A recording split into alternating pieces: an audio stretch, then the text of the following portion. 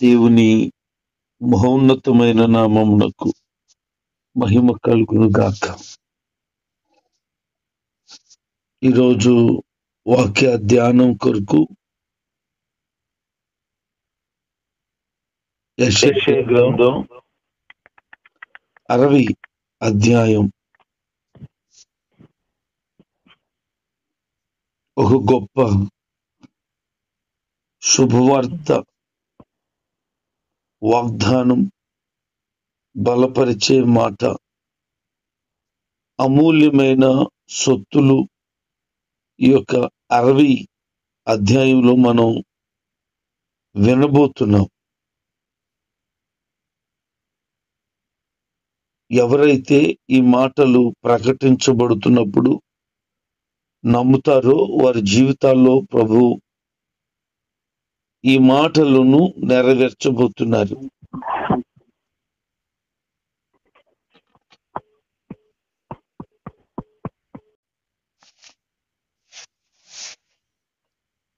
దేవుడు ఇశ్రాయేలీలను, యెరూషలేమును అంత మాత్రమే కాదు, ఈ మాటలు వినేవారికి ఈ శుభవార్త ఎంతకాలం కృంగిపోయి వేదనలో, దుఃఖములో, బానిసత్వంలో, విషమ పరిస్థితుల్లో, ఆవేదనలో, కటికమైన దరిద్రములో, ఫలింపులేని పరిస్థితుల్లో, అసమాధాన కార్యాలలో, లేవనెత్తబడలేని ఊబు పరిస్థితిలో, ఒకవేళ ఉంటే ఆయన మాట్లాడుతున్న మాట, లే, పైకి లే, ప్రకాశించు, చీకట్లో ఉండకో, దేవుడు నీ మీద తన మహిమను కుమరించబోతున్నాడు. ఎంతకాలం బట్టో నీ జీవితము అలాగే ఉండిపోయి ఉంటుంది. వేజారిపోయిన పరిస్థితులు అనుభవించి ఉంటావు. ఇక నీ జీవితం అలాగా ఉండబోతుందా అంటే లేదు. పూర్తిగా ప్రకాశించే పరిస్థితికి దేవుడు నిన్ను తీసుకురాబోతున్నాడు. నీ జీవితము చీకటి నుంచి విడుదల పొందుతుంది. ఇక నువ్వు ఉదయించే పరిస్థితికి రాబోతున్నావు. మలకి గ్రంథంలో 4వ అధ్యాయం 2వ వచనంలో దేవాతి దేవుడు నీతి సూర్యుడిగా మీకు ఉదయించబోతున్నాడు అని అంటాడు. అంటే దేవుడే ఉదయించబోతూ ఉన్నాడు. ఆయన అద్భుతమైనటువంటి దీవెనలు వస్తాయన్న సత్యం పదే పదే ఈ యెషయా గ్రంథంలో వెల్లడి చేయడం మనకు కనబడుతుంది. అబ్రహాముతో ఆదికాండం 12వ అధ్యాయము 3వ వచనములో కనబడుతున్న ఆ మాట, నేను దీవించే వారిని నేను దీవిస్తాను అని. ఈ యెషయా గ్రంథంలో కూడా ఇతరులను దీవించేటువంటి అనేక విషయాలు రాయబడ్డాయి. ఈ యొక్క అధ్యాయులు కూడా చాలా చక్కనైన వాగ్దానపూరితమైన మాటలు తెలియపరచబడినాయి. ఎవరు ప్రకాశిస్తారు అంటే దేవుని వైపు చూచిన వారు.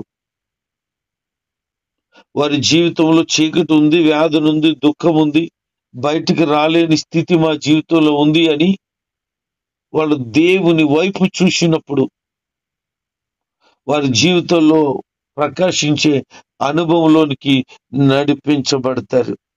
ఎంతకాలం భూ సంబంధమైన వాటిని చూసి కిందని చూస్తూ సత్యాన్ని, దేవుణ్ణి చూడక ఈ లోకాన్ని, అబద్ధాన్ని ప్రేమించే బ్రతుకును కలిగి ఉంటావు. ప్రభు చెప్తున్నాడు, ఇక దాని నుంచి నువ్వు విడిపించబడితే నీ జీవితంలో ప్రకాశించే వెలుగుమయమయ్యే బ్రతుకు నీకు రాబోతా ఉంది అని. ఇందులో వ్యక్తిగతమైన దీవెనలు, సంఘ సంబంధమైన దీవెనలు ఎన్నో ప్రస్తావించబడ్డాయి. ఈ రోజున నువ్వు నమ్మితే నీ వ్యక్తిగతమైనటువంటి వాగ్దానాలు ఇందులో నీకు దొరుకుతున్నాయి. ఒకవేళ నీకు మరింత మనసుండి సంఘం కొరకు గనుక ఆశపడితే సంఘం కొరకైనటువంటి మాటలు కూడా తెలియపరచబడుతున్నాయి. ఒక గొప్ప జాతి ఇశ్రాయేలు, మరి ముఖ్యంగా యెరూషలేమును దేవుడు కోరుకొని ప్రేమించిన స్థలం, అక్కడున్న ప్రజలు, వారు గురించినటువంటి కొద్దిపాటి విషయాలను ప్రభు చెప్తున్నారు. వారు అనేక సంవత్సరాలుగా బానిసత్వంలో ఉండిపోయి వారి జీవితంలో ఇంకా వెలుగు చూడలేం, మేలు జరగదు మాకు అని, మా జీవితానికి దేవుడు కీడు రాశాడు అని ఓపోతున్న పరిస్థితులు అవి. ఒకవేళ నీకు కూడా అలాంటి సిచ్యువేషనే ఎదుర్కొంటూ ఉంటే ఆ పరిస్థితి నుంచి దేవుడు తప్పకుండా విడిపించినాడు, నిన్ను కూడా తప్పకుండా విడిపిస్తారు, అందులో అనుమానం ఏమీ లేదు. ఆయన చెబుతూ ఇలాగంటారు, ఎవరైతే నీ మీద లేనిపోని మాటలు మాట్లాడారో, కుట్రలు పన్నారో, వారు నీ దగ్గరికి వచ్చేలాగా ఆయన చేయబోతున్నాడు అని. ఎవరైతే నీకు దూరం అయిపోయారో వారు మరలా నీ దగ్గరికి రాబోతున్నారు అని.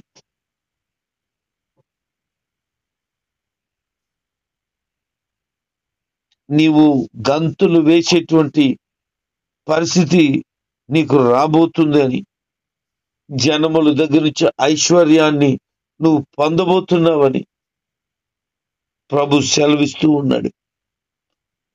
ఈ యెరూషలేము ప్రజలందరూ కూడా చెల్లాచెదురైపోయారు యేసుక్రీస్తు మరణం వలన. అయితే చెదరిన యూదులందరూ కూడా తిరిగి రావాల్సిన వారై దాదాపు 80% మంది యెరూషలేముకు వచ్చారు అనే మాటలు వినబడుతూ ఉన్నాయి. ఇంకా 20% మంది కనుక రాగలిగితే ఈ ప్రపంచం ఘోరమైన పరిస్థితులు గుండా వెళ్ళవలసి వస్తుంది. దేవుని రాకడ వచ్చేస్తుంది, మనం కూడా సమీపంలోనే ఉన్నాము. ఇంకా చెప్తున్నారు,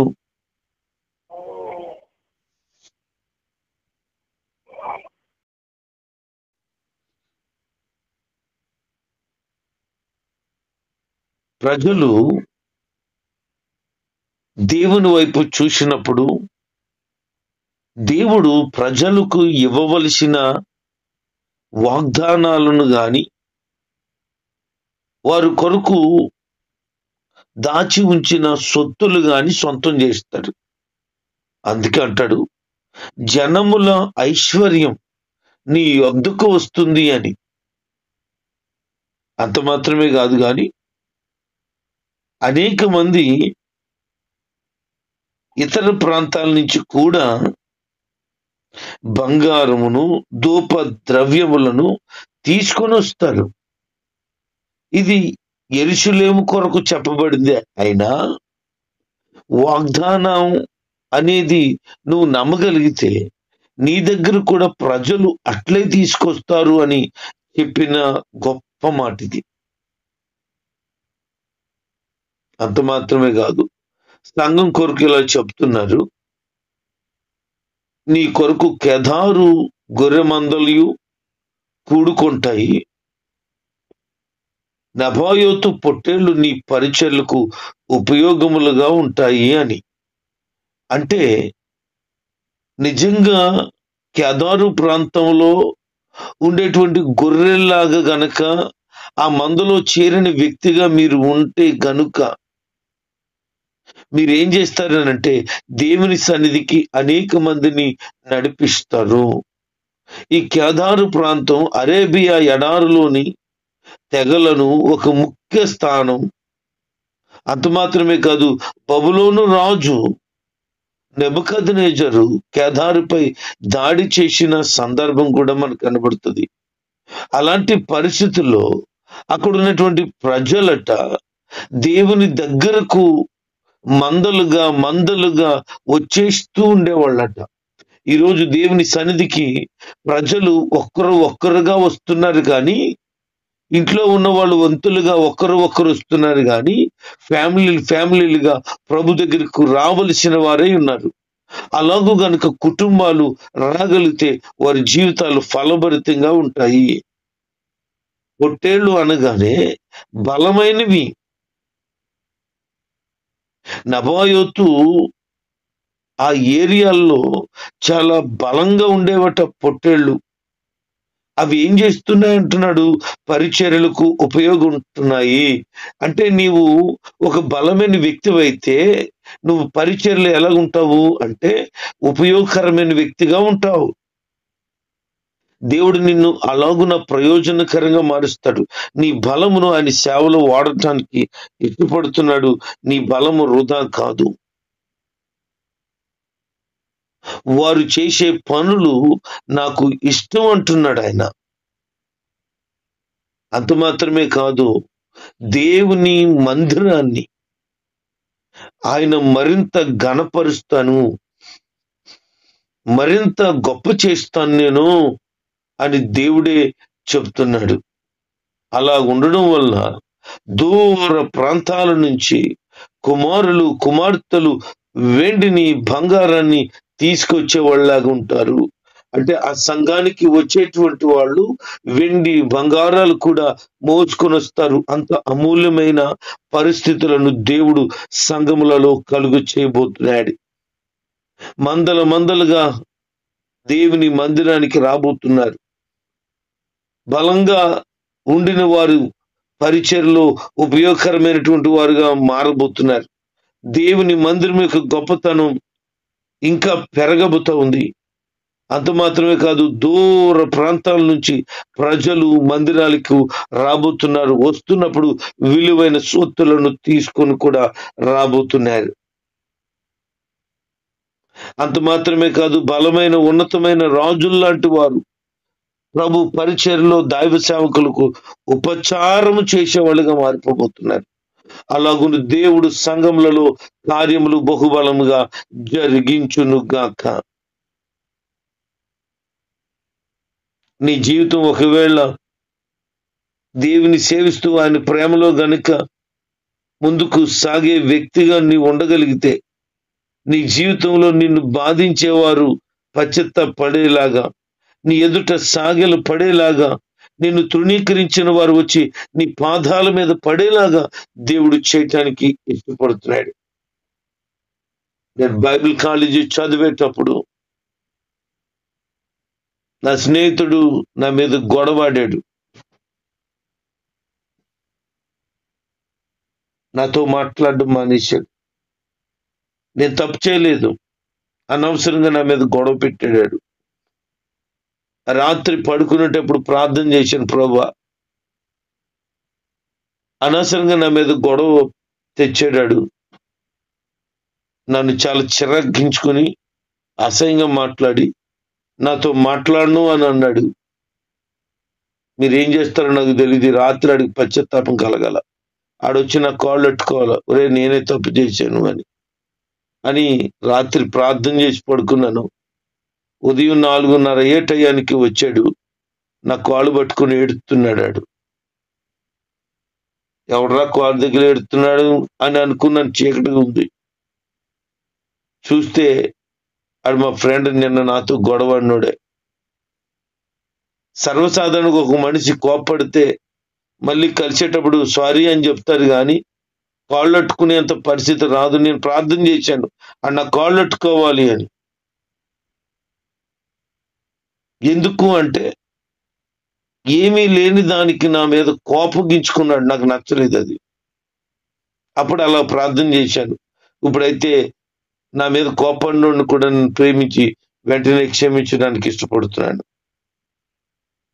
వాడు నా కాళ్ళు పట్టుకుని ఎక్కెక్కి ఏడుతూ సారీరా, నిన్ను అనవసరమైన మాటలు మాట్లాడాను అన్నాడు. ప్రభు ఎంత గొప్పవాడంటే, నువ్వు అడిగితే తలుచుకుంటే ఆయన కార్యాన్ని చేస్తాడు. ఈరోజు నేను ఎవరైనా తృణీకరిస్తున్నారా అంటే వాళ్ళని కాళ్ళు పట్టుకునేలా దేవుడు చేయగలడు. అంతటి స్థితికి వాళ్ళని దిగజార్చగలడు. నిన్నెవరైతే అసహించుకుంటున్నారో, ద్వేషిస్తున్నారో, వారి ముందే నిన్ను గొప్ప వ్యక్తిగా చేయబోతున్నాడు. తరాలకు సంతోషకారణంగా దేవుడు నిన్ను చేయబోతున్నాడు. నువ్వు అనేక మందికి ఆశీర్వాదకరంగా ఉండబోతున్నావు. వేజారిపోయిన నీ జీవితంలో, కృంగిపోయిన నీ పరిస్థితుల్లో, ఇక నాకు అర్థం కాలేదు నా జీవితం అనుకునే నీ పరిస్థితిలో దేవుడు గొప్ప కార్యము చేయబోతున్నాడు. నీ సరిహద్దులను దీవెనకరంగా ఆయన మార్చబోతున్నాడు.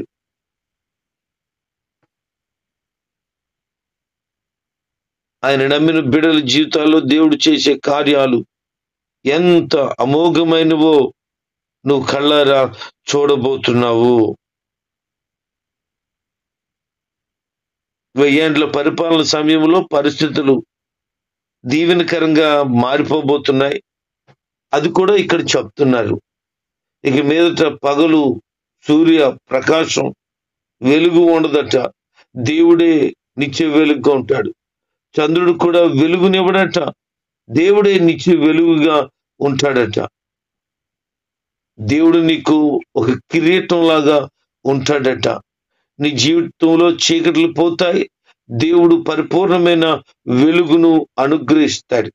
నీ జీవితంలో దుఃఖము చేత నీవు ఇబ్బంది పడుతున్నావు, ప్రతి పరిస్థితి నిన్ను ఏడిపించే సిచ్యువేషన్ లాగే ఉందేమో అని అంటున్నాడు. నీ దుఃఖ దినములు సమాప్తములు అగియున్నాయి. ఆమేన్. ఇక నువ్వు ఏడ్చే పని లేదు. దేవుడు నిన్ను మహిమ కలిగిన వ్యక్తిగా మార్చటానికి ఇష్టపడుతున్నాడు. నీ పరిస్థితులన్నీ దీవెనకరంగా మార్చటానికి ఇష్టపడుతున్నాడు. ఆయన నువ్వు ఏమేమి జయించలేకపోయావో వాటిని జయించే స్థితిని నీకు దయచేయబోతున్నాడు. నువ్వు ఒంటరిగా ఉన్నానని వేజారిపోతున్న స్థితిలో ఆయన తోడుగా ఉండబోతున్నాడు.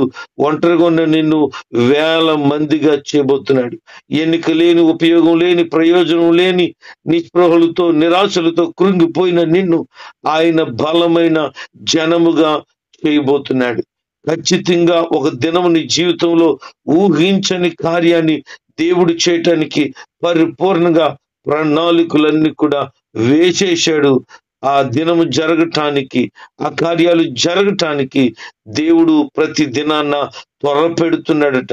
త్వరగా నా బిడ్డ జీవితంలో ఈ కార్యాలు జరగాలని ప్రణాళికను సిద్ధం చేసేసాడు. కనుక నీ జీవితంలో ఈ రోజు వరకు ఎలాగుందో, అయితే ఈ రోజు నుంచి ఎలా ఉండబోతుందో నీకు అర్థమైంది. ఈ రోజు నుంచి దేవుడు నీ జీవితంలో ఘనమైన కార్యాలను చేయబోతున్నాడు. విశ్వాసంతో ప్రభులో ముందుకు కొనసాగిపో. నిరాశ చెందకు, కృంగిపోకు, దుఃఖం అనుకోకు, పరిస్థితులు బాగోలేదనుకోకు, అవమానం అనుకోకు. ఇలాంటి పరిస్థితుల్లో నా జీవితం ఇలా నలిగిపోతుంది, ఎందుకు నేను బ్రతకాలి అని అనుకోకు. అనేక మందికి దీవెనకరంగా దేవుడు నిన్ను మార్చబోతున్నాడు. ఫలభరితమైన బ్రతుకును నీకు ఇవ్వబోతున్నాడు. నీ నోటి నిండా నవ్వుంచబోతున్నాడు.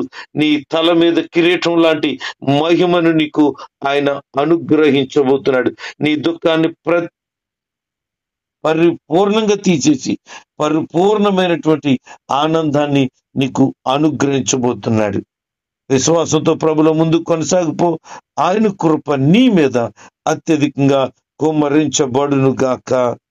ఆమేన్.